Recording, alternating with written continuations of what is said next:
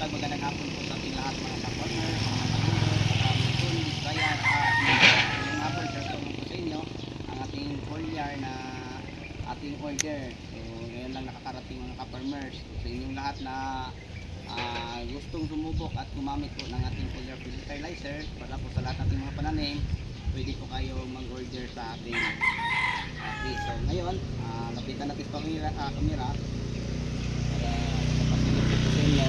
Ito po ang Red Acres foliar fertilizer na available po ang major elements, then mga secondary nutrients, pati ang micro elements. So yung foliar natin mga kapwa ko ka-farmer, share ko lang po sa inyo na ating ginagamit. Ang raw materials po nito ay galing po sa ibang bansa, no? So yun po ang kagandahan mga ka-farmers sa foliar na ating ginagamit. Okay, so ulitin ko, ang nitrogen niya ay 11.49, pero yung huling labas nito mga ka-farmers ay ano po, 13.9 na po, kasi yun ang unang ang naka-registered, at saka ito po ang lumabas na ano. Pero ang totoo nito mga ka-farmers, 13.9 po siya sa bagong ano ngayon. So ito na po siya ang 13.9 ang nitrogen, then phosphorus napakataas, pati yung potassium niya. Then available ang secondary nutrients, pati ang mga micronutrients. So yung foliar na to ay pwede sa bagong tanim hanggang sa namumunga ng mga ka-farmers. So yun po ang kagandahan. So may usage siya dito.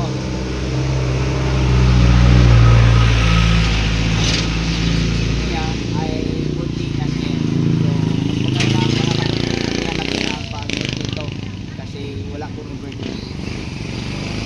Ganun po ang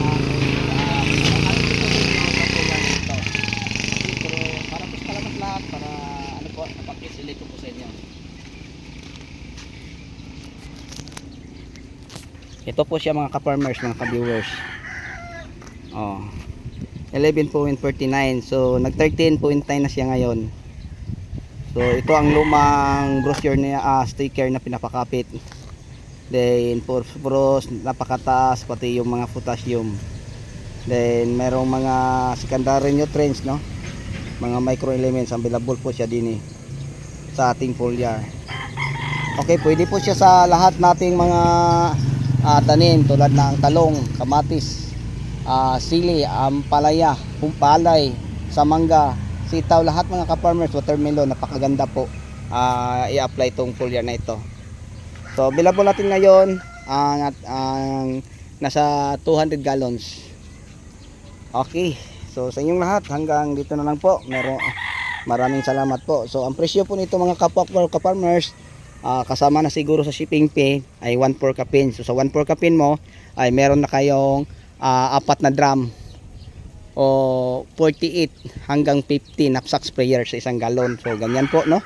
Pero pag malaki at may bunga na, pwedeng yung isang galon gawin ninyo mga ka-farmers 2 drum, kasi pag damihan natin ang pag-mix ng foliar na ito, may maganda mga kapwa ko ka-farmers, kasi mabilis lang lumaki ang bunga, tapos ang bulak madaling ma-develop, parang tawaging malilit na bunga. So yun po ang tulong po na makukuha po sa ating foliar na Green Acres mga ka-viewers. Okay, so hanggang sa muli, ako na po magpapaalam. Bye bye po.